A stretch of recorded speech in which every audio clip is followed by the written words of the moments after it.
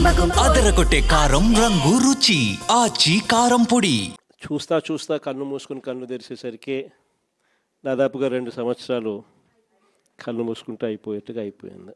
మొత్తానికి 5 బడ్జెట్లు ప్రవేశపెట్టే అవకాశం రాష్ట్ర ప్రభుత్వానికి ఉంటుంది. అందులో 2 అయిపోయినాయి. మూడోది ఇప్పుడు మార్చిలో, ఫిబ్రవరి చివరిలోనో మార్చిలోనో మూడో బడ్జెట్ ప్రవేశపెడతారు. దాని తర్వాత ఇంకా మిగిలి ఉండేది 2. ఇక్కడ నుంచి ఒక 3 సంవత్సరాలు. ఆ 3 సంవత్సరాల్లో 1.5 సంవత్సరం పోతే దాని తర్వాత నా పాదయాత్ర కూడా స్టార్ట్ అయిపోతుంది.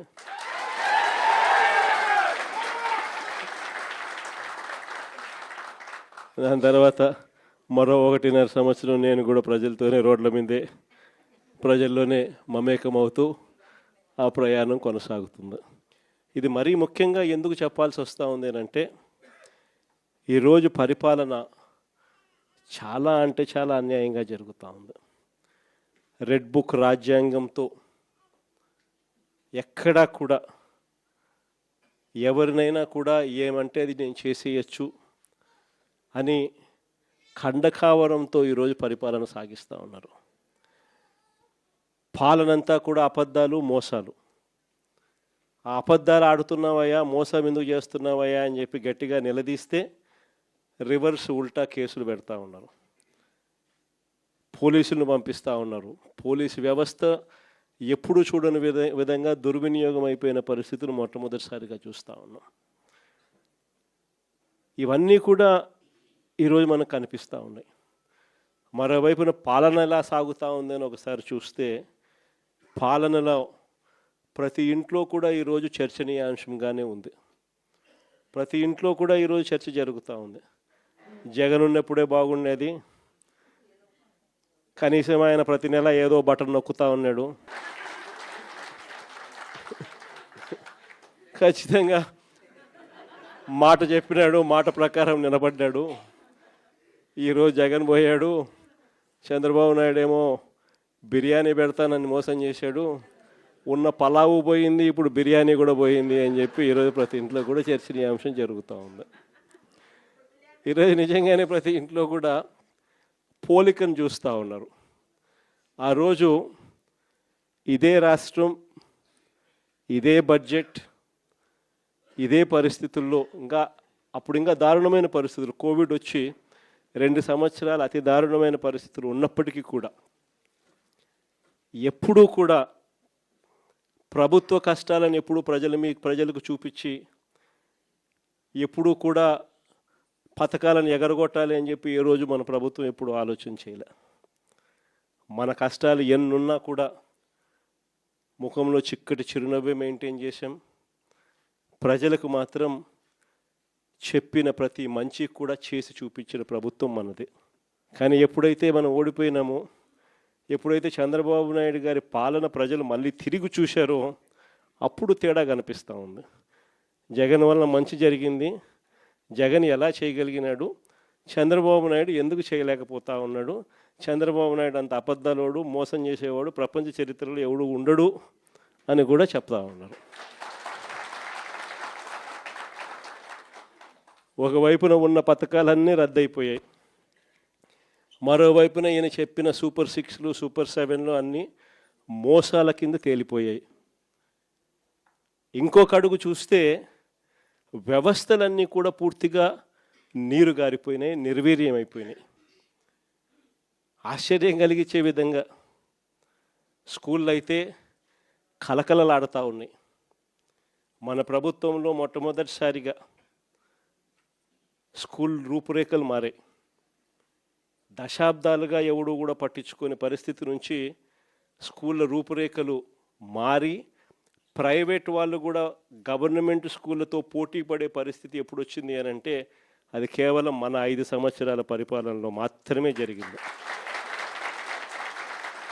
గవర్నమెంట్ స్కూళ్ళల్లో పిల్లల్ని చేర్పించాలంటే ఎమ్మెల్యే చేత రికమెండేషన్ తీసుకొని పోయి, లెటర్లు తీసుకొని పోయి చేర్పించే పరిస్థితి నుంచి ఈరోజు గవర్నమెంట్ స్కూళ్ళల్లో ఏకంగా దాదాపుగా 9 లక్షల మంది పిల్లలు గవర్నమెంట్ స్కూళ్ళు మానేసిన పరిస్థితి ఈరోజు రాష్ట్రంలో కనిపిస్తూ ఉంది.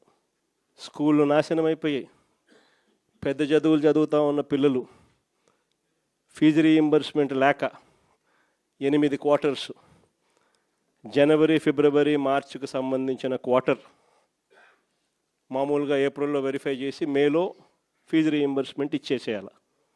ఒక క్వార్టర్ అయిపోతూనే, ఒక త్రైమాసికం అయిపోతూనే ఆ త్రైమాసికానికి సంబంధించి మన ప్రభుత్వ హయాంలో నెక్స్ట్ త్రైమాసికంలో పాత త్రైమాసికానికి సంబంధించిన డబ్బులు ఆ తల్లుల ఖాతాల్లోకి డబ్బులు పడేటివి వెరిఫికేషన్ కంప్లీట్ చేసుకుని. జనవరి, ఫిబ్రవరి, మార్చికి సంబంధించిన త్రైమాసికం ఆ క్వార్టర్ నుంచి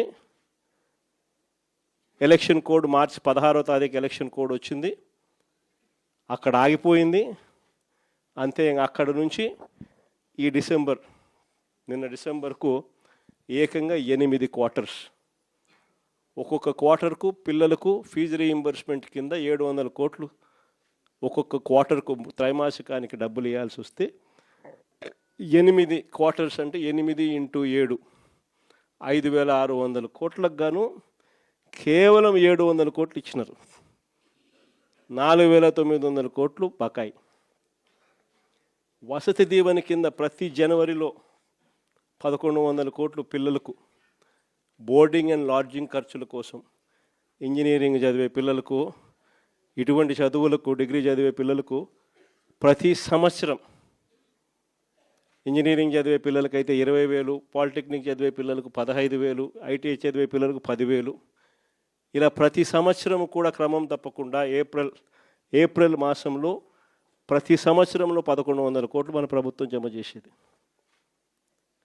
ఈ ప్రభుత్వం వచ్చింది ఏప్రిల్ 2024, ఏప్రిల్ 2025 2,200 కోట్లు బకాయిలు. ఈరోజు పిల్లలు చదువులు మానేసి ఫీజులు కట్టలేక పిల్లలు చదువులు మానేస్తూ ఉన్న పరిస్థితులు, తల్లిదండ్రులు ఇబ్బందులు పడుతూ ఉన్న పరిస్థితులు, చదువుల రంగం పూర్తిగా నాశనం అయిపోయి ఆంధ్ర రాష్ట్రంలో చదవాలి అని అంటే అప్పుల పాలయ్యే పరిస్థితులకి ఈరోజు రాష్ట్రంలో మన పిల్లలు కనపడతా ఉన్నారు.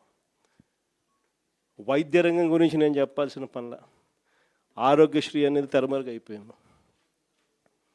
ఏకంగా నెలకు 300 కోట్ల రూపాయలు ఖర్చు అవుతుంది ఆ పథకానికి. ప్రతి పేదవాడికి, ప్రతి మధ్యతరగతి వారికి ఏకంగా 25 లక్షల దాకా ఉచితంగా పేదవాడికి వైద్యం అందించే పరిస్థితి మన ప్రభుత్వం. 3,300 ప్రొసీజర్లకు విస్తరించి 25 లక్షల దాకా ఉచితంగా పేదవాడికి వైద్యం అందిస్తూ, పేద మధ్యతరగతి వారికి వైద్యం అందిస్తూ మన ప్రభుత్వ హయాంలో ఆరోగ్యశ్రీని నాన్న ఈ లెవెల్లోకి తీసుకొస్తే మనం ఈ లెవెల్లోకి తీసుకుని పోయి నడిపించినాం. ఈ రోజుకి దాదాపుగా 20 నెలలు × 300 కోట్లు అంటే దాదాపుగా 6,000 కోట్లు. ఈ రోజుకి కూడా బకాయిలు ఎంత ఉన్నాయంటే 4,000 కోట్లు పైచులకు ఈ రోజుకి కూడా బకాయిలు. నెట్వర్క్ హాస్పిటళ్ళు బోర్డులు తిప్పేశాయి, పేషెంట్లను మేము చూడము అని చెప్పేస్తూ ఉన్నారు. ఈరోజు ఆరోగ్యశ్రీ అనేది హాస్పిటల్లో కనపడని పరిస్థితుల్లోకి చంద్రబాబు నాయుడు ప్రభుత్వంలో జరుగుతూ ఉంది.